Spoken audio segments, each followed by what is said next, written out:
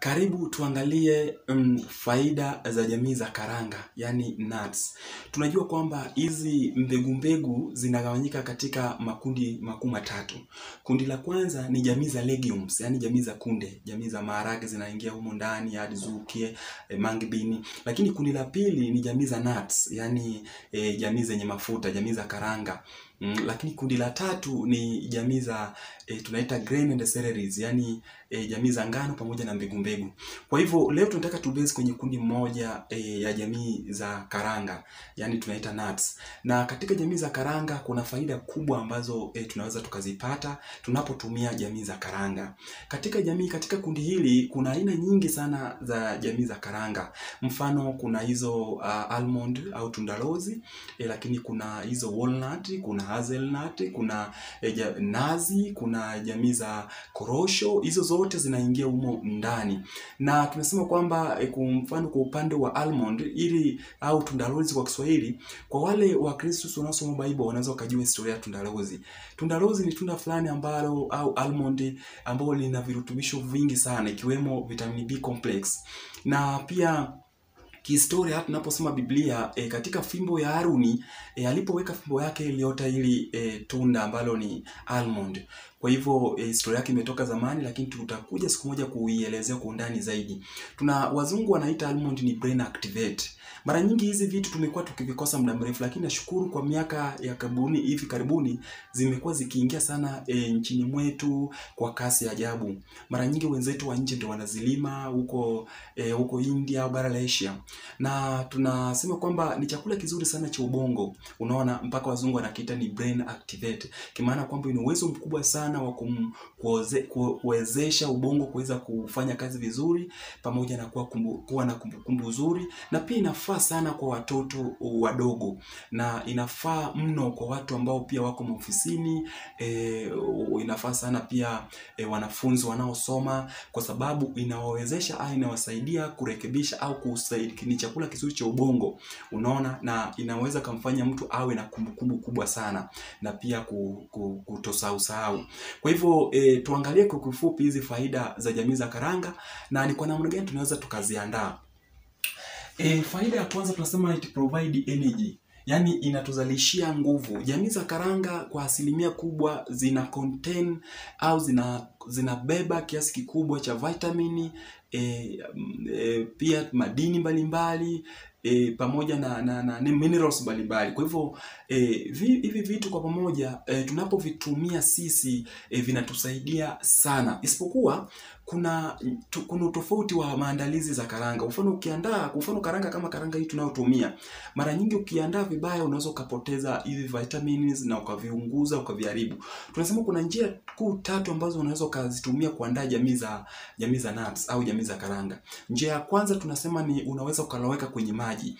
Ukiloweka kwenye maji angalau ndani ya masaa 6 hadi 12, kwa mfano jamii za almond au hizi karanga za kawaida, mara nyingi ukizitoa mle utakuta ganda inaweza ikatoka vizuri kiurahisi. Kwa hivyo kwa wale ambao wanatengeneza maziwa ya almond, ukiloweka almond kwa muda au tundalozi kwa muda ndani ya masaa 6 hadi 12, ukiutoa unaweza ukatoa ganda lile la juu. Ukishatoa unabaki na mbegu yake inakuwa nyeupe. Kwa hivyo unaweza blend kwenye blender, ukaweka maji, ukapata maziwa ya almond. Kwa hivyo hiyo ni njia ya kwanza ya kutengeneza hizi au kuandaa jamii za karanga. Lakini njia ya pili tunasema ni roasting au kukaanga. Mara nyingi tunasema unapokaanga jamii za karanga unakuwa unapoteza vitamin B1, tunaita thiamine, kwa asilimia 75. Kwa hiyo sio vizuri tukakaanga sana hizi jamii za karanga.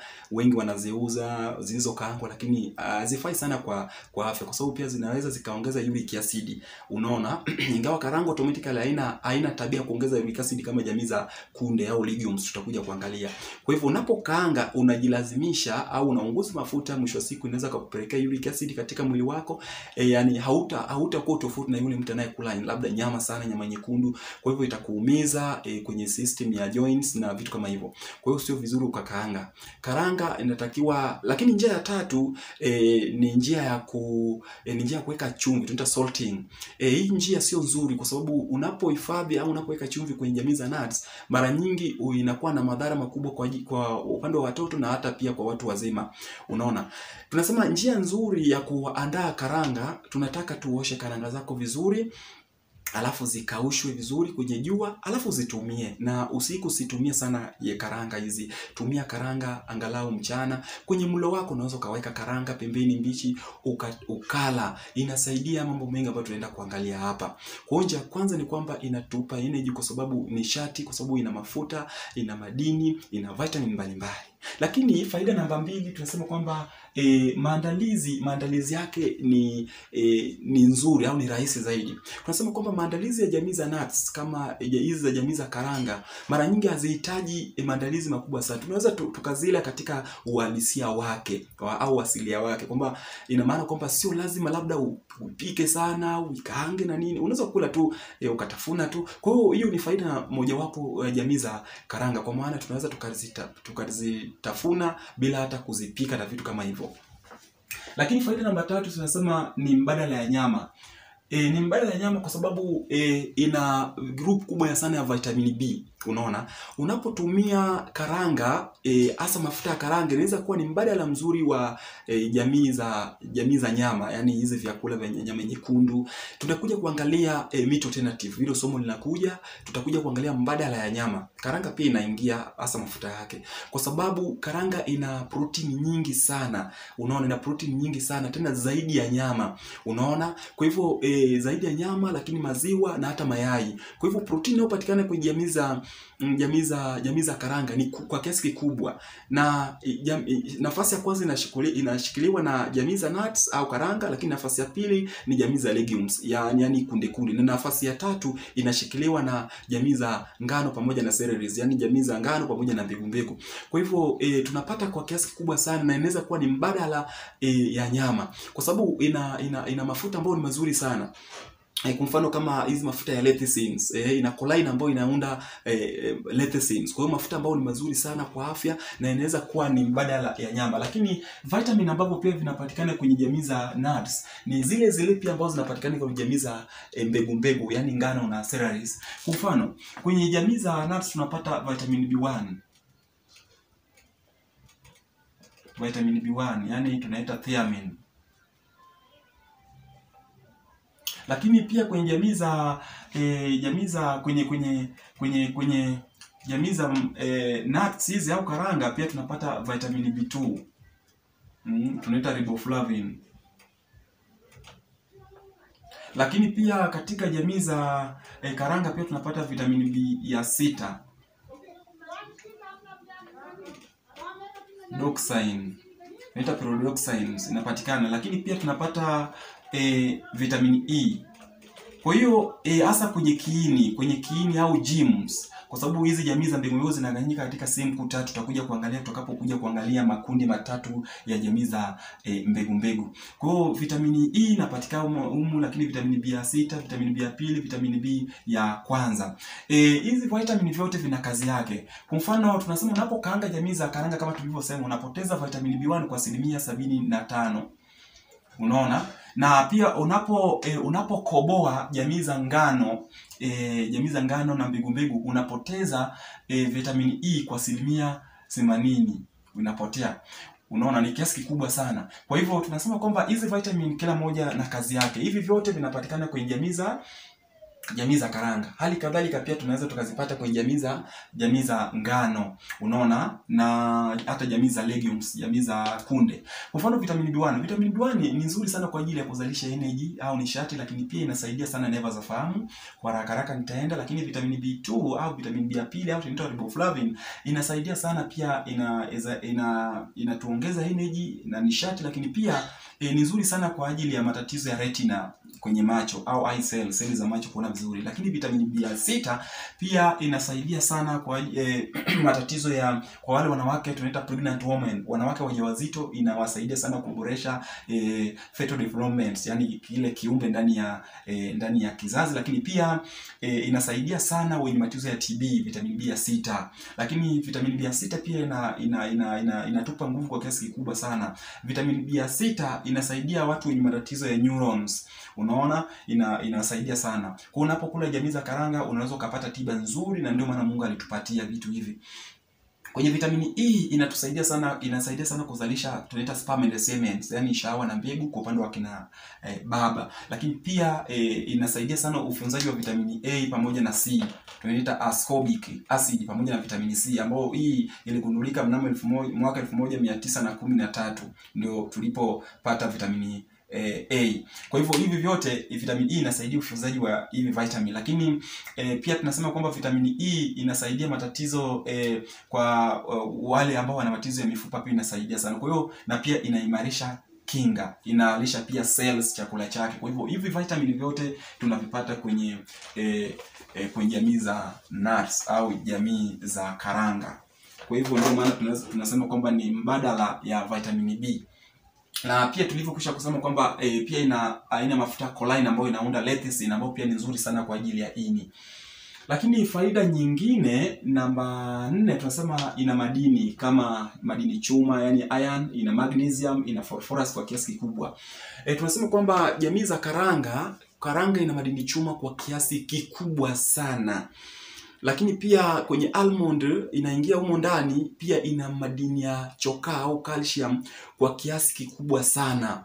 Lakini pia kuna mbegu zingine kama hizi mbegu za alizeti pamoja na sesame pamoja na mbegu za maboga zina madini chuma kuliko hata jamii za nuts au jamii za karanga. Kwa hivyo ni kwa namna gani tunapotumia hivi vitu? Kwa mfano hizi mbegu za alizeti mara nyingi naona watu wanaziuza, mtu anazikaanga vizuri na zipackage vizuri, watu wanazitumia.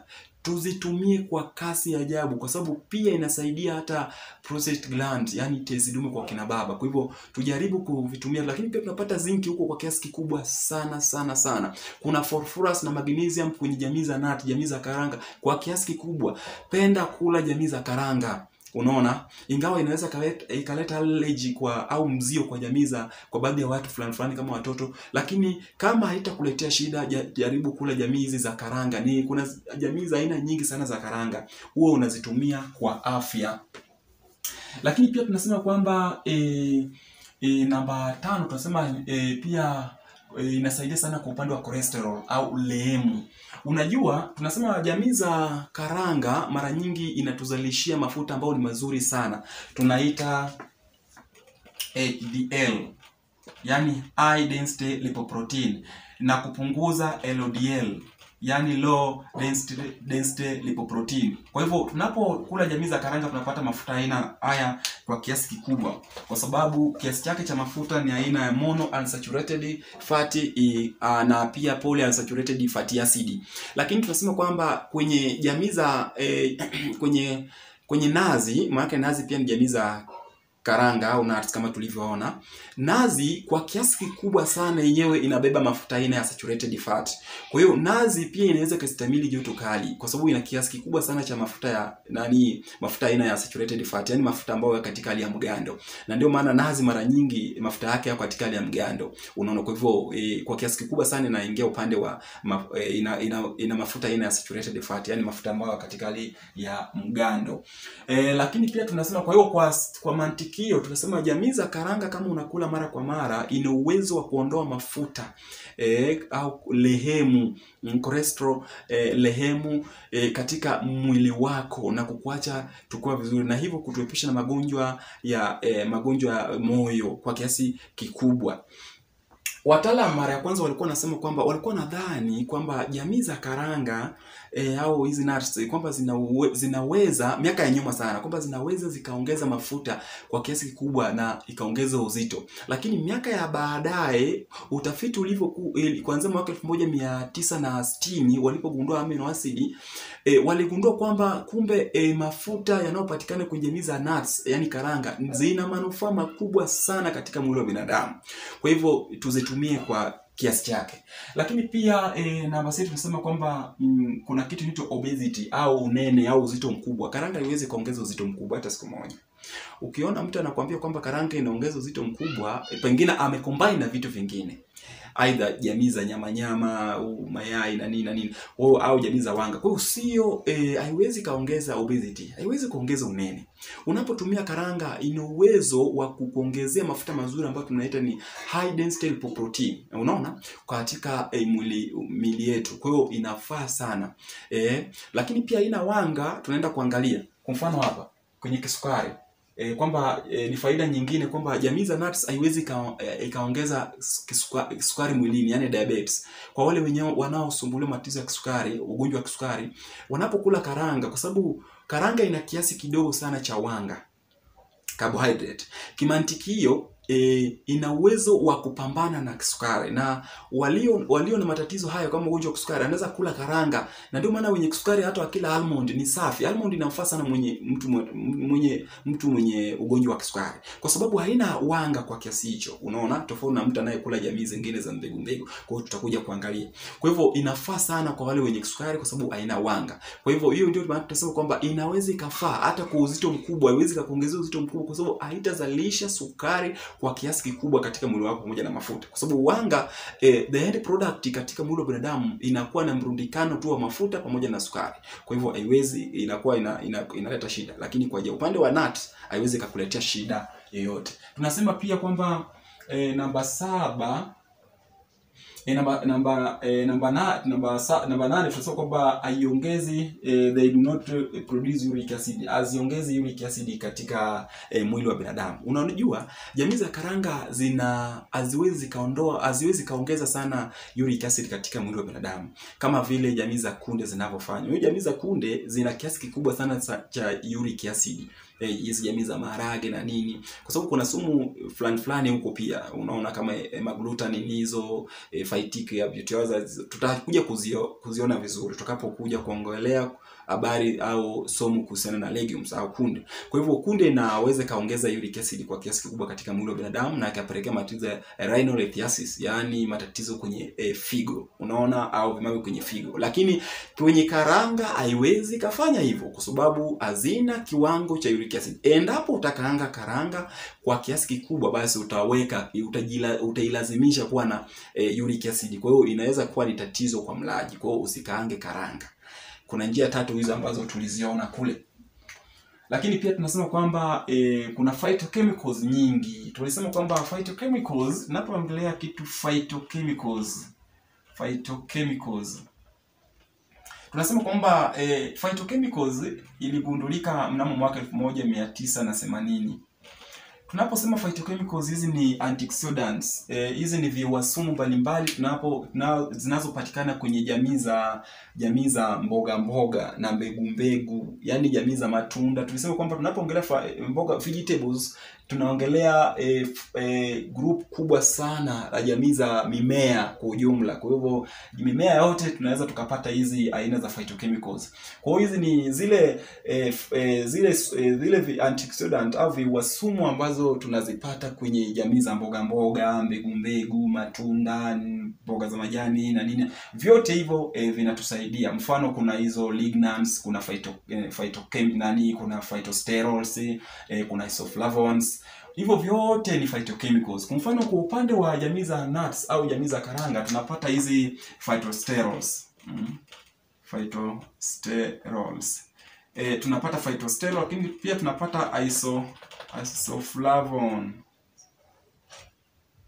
isoflavones. Hizi zinapatikana, unaona, lakini kuna flavonoid pia.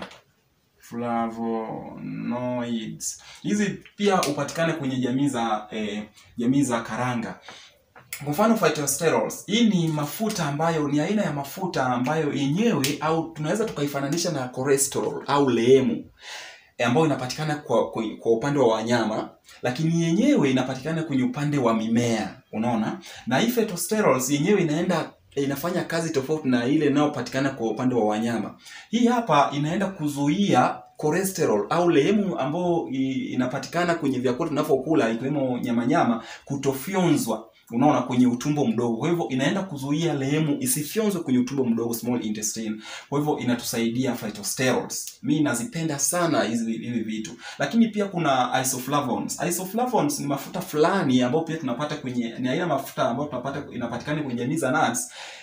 Inataka kufanana sana na mafuta ambayo inapatikana kwenye soya, lakini kwenye soya inapatikana kwa kiasi kikubwa. Kwenye jamii za nuts au jamii za karanga inapatikana kwa kiasi kidogo. Hii hapa inapambana matatizo mengi sana, isoflavones, matatizo ya mifupa, hizo tunaita msuguano kwenye mifupa, tunaita psoriasis, lakini pia inasaidia matatizo ya saratani au cancer, na pia matatizo ya moyo. Kwa hivyo ina control sana pressure. Mara nyingi kuna makampuni mengi wanaouza sana hizi nutritions, makampuni za nutritions hizi mara nyingi wanaziuza. Kwa hiyo kuna mchanganyiko ambao pia wanaweka isoflavones. Kwa hiyo inasaidia sana upande pia wa moyo na mifupa. Hali kadhalika kuna flavonoids. Flavonoids pia inaweza kutupatia ladha mbalimbali kwenye upande wa jamii za karanga, lakini pia ni dawa nzuri sana. Kwa hivyo hivi phytochemicals vinapatikana kwenye karanga pale tunapotumia au tunapokula. Lakini pia tunasema kuna protini. Kuna protini kwa kiasi kikubwa sana kwenye jamii za karanga. Kama tulivyoona, ina protini kwa kiasi kikubwa mno. Unapokula karanga tunasema ni mara 3 ya zaidi ya nyama, mayai pamoja na hata maziwa. Kwa hiyo protini inayopatikana kwenye jamii za karanga ni kwa kiasi kikubwa. Unaona, huku ikifuatiwa na jamii za legumes, yani jamii za kunde, na namba 3 inashikiliwa na jamii za ngano pamoja na mbegu, yani grain pamoja na cereals. Kwa hivyo hivi vitu vinafaa sana kwa afya, na nafikiri tuishi